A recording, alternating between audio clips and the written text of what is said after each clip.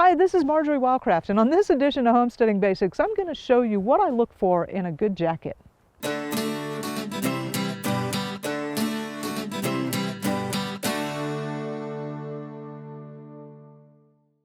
So as you know, I spend a lot of time outdoors working, and I need some clothing that's going to be fit and functional and then also attractive. And I want to show you the things that I look for when I'm buying a jacket. So first of all, I do want to stay warm, and I love this that it has this nice soft interior lining that does keep me super warm. Other thing that's absolutely mandatory is inside pockets, and this one's got it. It's got a little hook here for my pen, I love that, and then of course a pocket. And if I were to change anything about this, I wouldn't have this with a Velcro closure, I would have a zipper because I often end up upside down. Love the other pocket too, of course, and I keep my little notebook in there. I've always got a notebook going on with me. Love the front pockets, of course, to keep my hands warm. And the external material here is very rugged. It's very durable.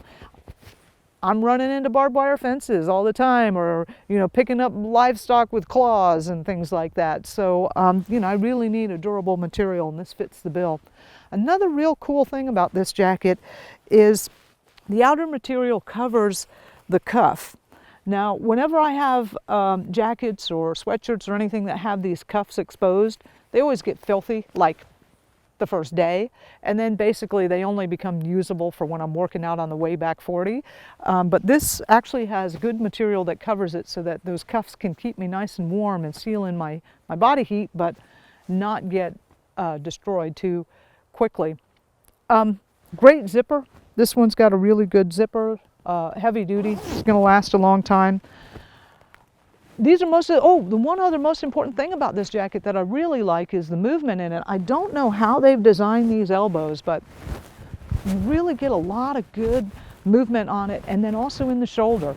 Like, I can really do overhand movements and all kinds of movements where I can really work and move and not have to be thinking about my clothing when I'm picking up hay bales or whatever we're doing. So I know you're going to ask, so this is apparently a Schmidt Jacket. I happen to pick it up at Tractor Supply.